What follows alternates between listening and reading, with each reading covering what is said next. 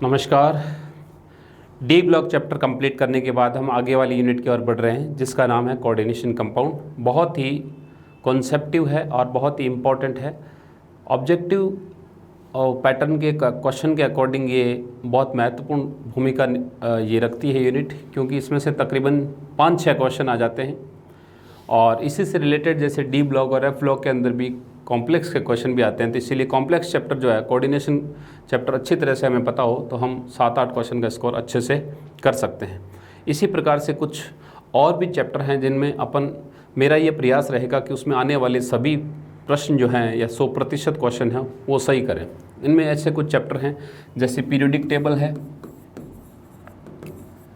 Periodic properties, जैसे chemical bonding है,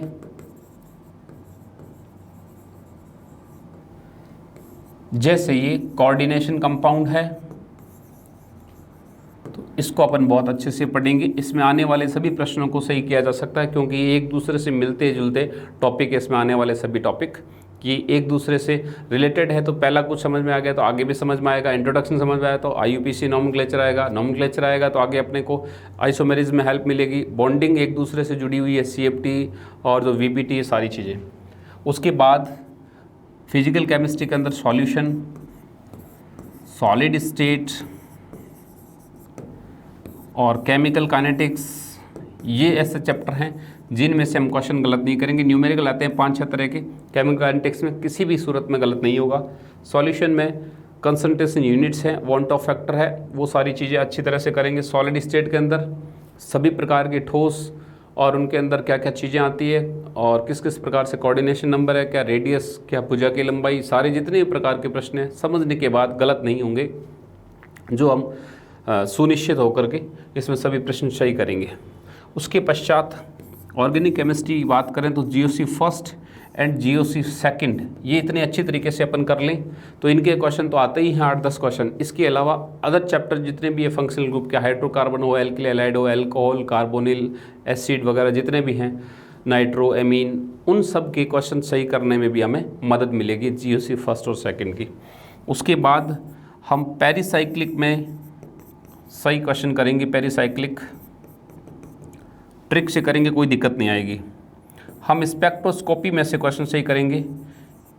1 या 2 क्वेश्चन आने की संभावना है। 4 स्पेक्ट्रोस्कोपी दे रखी है, उनका एलिमेंट्री जो आइडिया है वही बेसिक जो फंडामेंटल है, किस किस आधार पे प्रश्न बनते हैं, किस किस टाइप से, और हमें क्या तो याद करना है क्या समझना है। कुछ चीज़ें याद करने वाली है, जैसे IR स्पेक्ट्रोस्कोपी है या मान लीजिए जो भी है, तो जितनी भी फ्रीक्वेंसी है वो अपने को याद करनी पड़ेगी। तो डाटा है वो याद करने, बाकी समझने वाली चीज़ें को समझेंगे, क्वेश्चन गलत नहीं होगा इससे।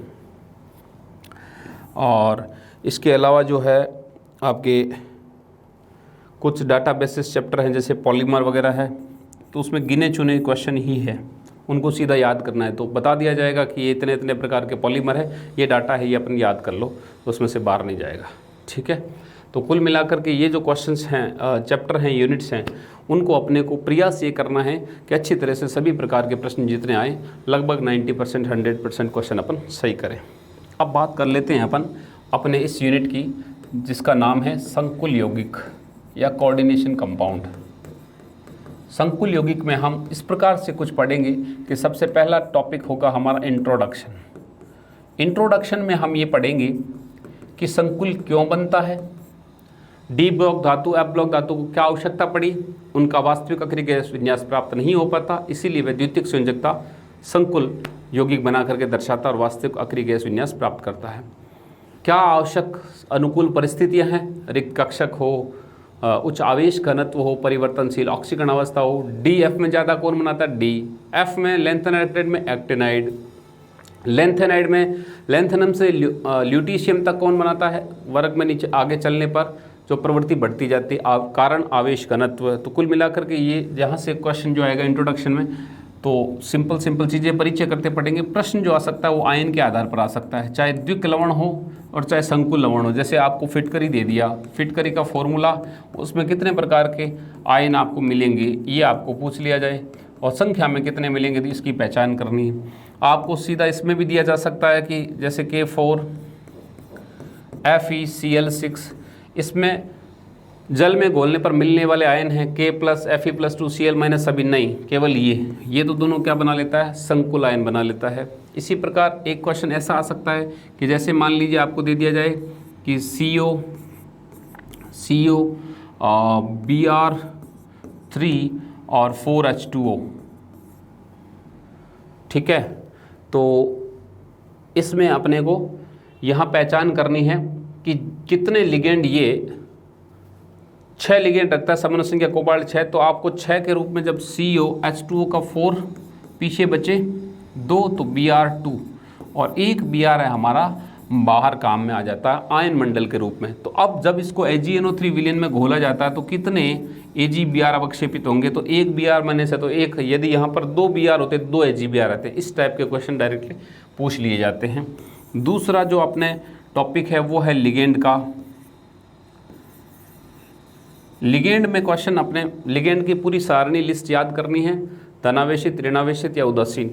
ऋणावेशित लिगेंडों की संख्या ज़्यादा है, उसमें एक तो टाइप पूछ लेते हैं डेंटिसिटी के आधार पर, दंतुकता के आधार पर, मोनोडेंटेड कौन है, बाइडेंटेड कौन है, हेक्साडेंटेड कौन है। तो इसमें मोस्ट क्वेश्चन आता है EDTA-4 हेक्साडेंटेड है, और ऐसा ये लिखा होता है EDTA-3 ये पेंटाडेंटेड होता है मात्र। Ethylene diamine tetraacetate, ethylene diamine triacetate ion. तो यहाँ हम कई बार मात खा जाते हैं जल्दबाजी में, अति उत्साह के अंदर। अब EDTA-3 को भी हम हेक्साडेंटेड करके आ जाते हैं। तो ये बात आपको ध्यान रखने योग्य है। उसके अलावा आपको पूछ लेते हैं कि लिगेंडों की समन्वय संख्या के आधार पर, दंतुकता के आधार पर समन्वय संख्या पूछ लेते हैं। जैसे Cu एथिलीन डाइएमीन और यहाँ Cl2, तो यहाँ पर एक एथिलीन डाइएमीन की दंतुकता 2 होती है, तो 2 कितने देंगे, 4, तो कोऑर्डिनेशन नंबर क्या आ जाएगा, 4। तो लिगेंड की लिस्ट हमें याद होने से, उसकी दंतुकता और आवेश ध्यान होने से हम ऑक्सीकरण अवस्था निकाल लेंगे, हम कोऑर्डिनेशन नंबर निकाल लेंगे और नामकरण करने में सहूलियत रहेगी। तो बहुत इंपॉर्टेंट है लिगेंड को याद करना। ये क्वेश्चन तो आते ही आते हैं, साथ ही साथ लिगेंड की लिस्ट जब तक याद नहीं होगी तब तक हम नामकरण नहीं कर पाते। तो लिगेंड मस्ट है याद करना। उसके बाद हमारा तीसरा टॉपिक जो आता है वो आता है टर्मिनोलॉजी। कुछ टर्मिनोलॉजी हम चैप्टर में बार बार यूज करेंगे कि धातु की ऑक्सीडेशन स्टेट क्या है, कि धातु की कोऑर्डिनेशन नंबर क्या है, उस धातु का इफेक्टिव एटॉमिक नंबर क्या है। तो यहाँ से क्वेश्चन आ जाता है इफेक्टिव एटॉमिक नंबर से। इसका सीधा सा फॉर्मूला है Z- खोया प्लस पाया। किस रूप में खोता है, किस रूप में पाता है, ये हम देखते हैं। ऑक्सीकरण अवस्था के रूप में खोता है, कोऑर्डिनेशन नंबर के रूप में पाता है, जिसका दुगना हो जाएगा इलेक्ट्रॉन, क्योंकि एक जोड़े में 2 इलेक्ट्रॉन होते हैं। कोऑर्डिनेशन नंबर होता है कितने जोड़े इलेक्ट्रॉन लिए। तो यहाँ से ये क्वेश्चन बन सकता है। टर्मिनोलॉजी में बहुत इंपॉर्टेंट, कोऑर्डिनेशन नंबर भी हमें ध्यान होना चाहिए। चौथा जो बिंदु है वो आता है IUPAC नामकरण का।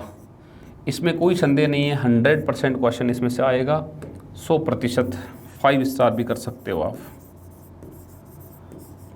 दो तरह के प्रश्न आ सकते हैं। आपको फॉर्मूला दे दिया, आपको नाम पहचानना होगा, आपको नाम लिखा हुआ है, आपको सही फॉर्मूला पहचान करना होगा। जैसे मान लीजिए ये दे दिया जाए CrC2O4 का 2 और यहाँ पर Cl2 और ऊपर यहाँ पर आगे K3 दे दिया जो भी, तो आपको लिगेंडों के नाम, आवेश, सब चीज़ें पता होगी, ऑक्सीकरण अवस्था धातु की, तो अपन नाम सही कर पाएंगे। तो ये एक IUPAC नामकरण का क्वेश्चन पक्का आता है। नेक्स्ट क्वेश्चन आता है समवायवता। आइसोमेरिज्म 2 प्रकार की होती है आइसोमेरिज्म। नंबर 1 संरचनात्मक, इसमें प्रश्न आने की संभावना कम है, और एक त्रिविम। इसमें प्रश्न यही आता है कि कोई एक फला यौगिक दे दिया जाए, जैसे Cu और आपको दे दिया NH3 का 3 Cl और यहाँ दे दिया Br। तो ये कौन सी समवायता दर्शा सकता है, आयनन, क्योंकि इसमें आयनों का एक्सचेंज हो सकता है। तो एग्जाम्पल देंगे कौन सी समवायता दर्शा सकता है। त्रिविम समवायता में 2 प्रकार के प्रश्न, एक तो कौन सा दर्शाएगा या नहीं दर्शाएगा। जैसे चतुष्फलक के संकुल में सभी बंधकोण एक प्रकार के पाए जाते हैं, इसीलिए वह जो है ज्यामितीय समता नहीं दर्शाती।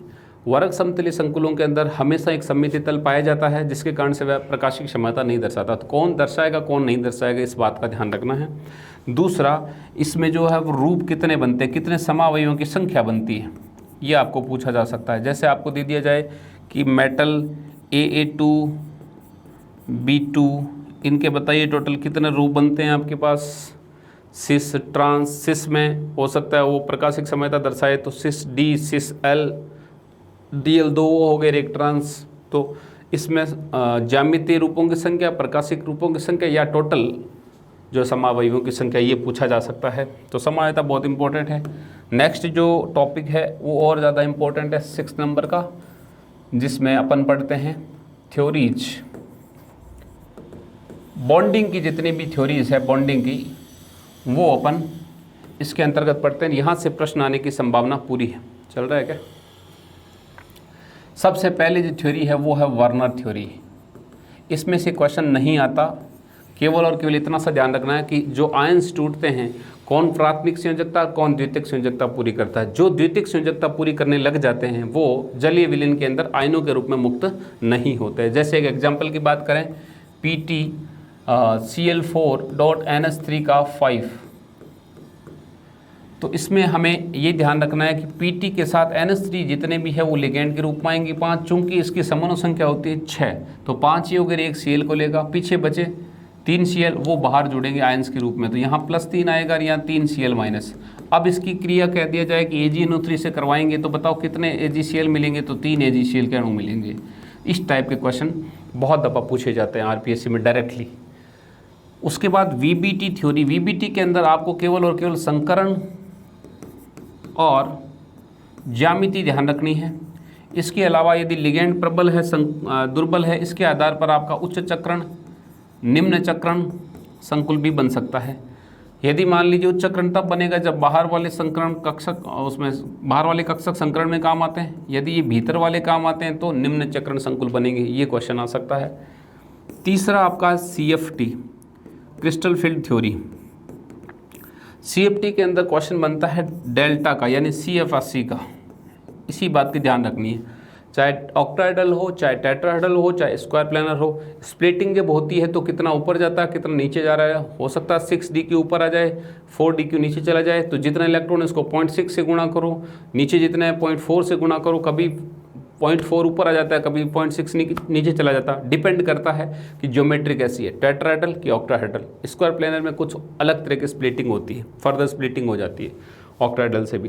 तो इसमें CF80 की डाटा वैल्यू पूछ सकते हैं। इसके अलावा जो आपका लिगेंडता का प्रबलता का क्रम है, लिगेंड जो प्रबलता, ये पूछा जा सकता है। इसलिए स्पेक्ट्रोकेमिकल सीरीज है वो आपको आनी चाहिए।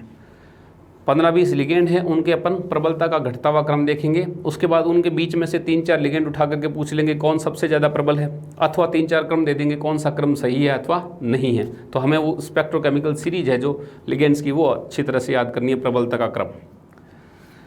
फिर है John Taylor effect. John Taylor में 2 प्रकार के क्वेश्चन बन सकते हैं। PG का टॉपिक है, ज़्यादा प्रश्न नहीं बनेंगे, एक ही प्रश्न बन सकता है। 2 तरह के बनने की संभावना, उनमें से एक क्वेश्चन आए तो आ सकता है। प्रश्न नंबर पहला किस टाइप का बनेगा कि कौन जॉन टेलर इफेक्ट दर्शाता है या नहीं, दर्शाता है या नहीं, डिस्टॉर्शन होगा या नहीं। यदि होगा तो कब जब आउट होगा और कब Z इन होगा, ये आपको ध्यान रखना है। कौन Z एक्सिस बाहर चली जाएगी, कब अंदर थोड़ी नज़दीक आ जाएगी, यानी वो बाहर जाएगी, x² y² या XY एक्सिस। तो ये जॉन टेलर के ऊपर क्वेश्चन इस प्रकार से आ सकते हैं। तो यहाँ से जो प्रश्न आपके आने हैं बॉन्डिंग की थ्योरी में से, वो आपके CFT में से आने की ज़्यादा संभावना है। बाकी आ सकते हैं लेकिन प्रबल संभावना इसकी है। उसके बाद हम बात करते हैं अंतिम बिंदु की, 7वां, और वो है स्थायित्व का, स्टेबिलिटी का। कोई संकुल कितना स्थायी होगा उसको प्रभावित करने वाले 2 कारक, एक लिगेंड है एक मेटल है। लिगेंड में वो प्रबलता का क्रम हमें ध्यान होगा तो हम आसानी से कर सकते हैं, बता सकते हैं कौन सा प्रबल है कौन सा नहीं। मेटल के अंदर 2 चीज़ है, एक तो उसका आकार, यानी मेटल के अंदर सीधी सी बात करें तो आवेश घनत्व उच्च होना चाहिए। क्या होना चाहिए? आवेश घनत्व उच्च होना चाहिए। आवेश घनत्व उच्च हो, इसके लिए 2 बात है कि रेडियस है वो धातु की छोटी हो और चार्ज है वो उसके ऊपर ज़्यादा हो। तो कुल मिलाकर के यदि हम कहेंगे Mn+2, Mn+4, Mn+7 संकुल बनाते हैं तो Mn+7 वाला ज़्यादा स्टेबल होगा। यदि किसी की 0.80 एंगस्ट्रॉम है, किसी की 0.60 एंगस्ट्रॉम है, तो 0.60 एंगस्ट्रॉम वाला यदि उसके पास चार्ज है M+2+2 तो 0.60 एंगस्ट्रॉम वाला ज़्यादा स्टेबल होगा बजाय 0.80 वाले के। तो आकार छोटा होना चाहिए और आवेश ज़्यादा होना चाहिए। तो ये स्थायित्व के कारक जो है वो हमें ये बता देंगे स्थायित्व क्रम। क्वेश्चन में संकुल सीधे दे दिए 4, कौन सा ज़्यादा स्थायी है, अथवा ये पूछ लिया जाए कि इनमें जो है संकुलों के स्थायित्व का क्रम बताइए। एक सीरीज 3D है, उसमें मान लीजिए आपको CO+2 दे दिया जाए, Ni+2 दे दिया जाए, कोबाल्ट+2 Fe+2 और Ni+2 और कॉपर+2 दे दिया जाए। बताइए इनमें सही संकुलों के स्थायित्व का क्रम बताइए सभी +2 में। तो आप रेडियस देख के करेंगे। यदि रेडियस लगभग इक्वल है और +2, 3, 4, 5, 6 है तो उसमें जिसमें ऑक्सीडेशन नंबर ज़्यादा होगा वो स्टेबल ज़्यादा होगा। तो स्टेबिलिटी का भी फैक्टर अपन कर लें। इसके बाद संकुलों का थोड़ा बहुत अनुप्रयोग है कि एप्लीकेशन कहाँ टाइट्रेशन के अंदर है या कौन कौन से संकुल दवाइयों के रूप में काम आ सकते हैं, उनमें से ज़्यादा क्वेश्चन नहीं बनता, वो सीधा डाटाबेस से याद करने वाली चीज़ें हैं। तो हमने 7 पॉइंट देखे हैं। इन 7 पॉइंट के अंतर्गत हम चैप्टर को अच्छे से पढ़ेंगे और मुझे यकीन है कि आप क्वेश्चन गलत नहीं करेंगे चैप्टर अच्छे से पढ़ने के बाद। यहाँ कोऑर्डिनेशन नंबर की बात और ये भी अपन इसी तरह अच्छी तरह से करेंगे। सबसे पहले हम इंट्रोडक्शन पढ़ेंगे जिसके अंदर क्यों बनता है, कैसे बनता है, आयंस में क्वेश्चन आ सकता है, लिगेंड को अच्छी तरह से याद करना ही है, लिगेंड में से क्वेश्चन आता है डायरेक्टली भी आ सकता है, नामकरण में लिगेंड काम आएगा। नॉमेनक्लेचर में अच्छा टर्मिनोलॉजी में आपको EN ध्यान रखना है। IUPAC नॉमेनक्लेचर कोई दिक्कत ही नहीं है, क्वेश्चन 100% आएगा। आइसोमेरिज में से प्रश्न आएगा, 2-3 तरह के जितना आए बता दिए और बता देंगे, जब चैप्टर चलेगा चर्चा करेंगे। थ्योरीज में वर्नर थ्योरी में प्रश्न नहीं बनता, VBT में ज़्यादा नहीं बनता, CFT और जॉन टेलर में बनता है। CFT में से प्रश्न पक्का संभावना है आने की, ये इसको अच्छी तरह से अपन करेंगे। स्टेबिलिटी के अंदर आपको लिगेंड की प्रबलता का क्रम ध्यान रखना है और मेटल का जो है चार्ज डेंसिटी, रेडियस छोटी हो चार्ज ज़्यादा हो, इस प्रकार से अपन कोऑर्डिनेशन कंपाउंड को अच्छी तरीके से समझते हुए और सभी चीज़ों को जो डाटा याद करने लायक है सबको याद करके और प्रयास ये करेंगे इसमें कोई प्रश्न गलत नहीं हो। तो मिलते हैं थोड़ी देर बाद ही अपन इस कोऑर्डिनेशन के पहले वीडियो के साथ, तब तक बाय।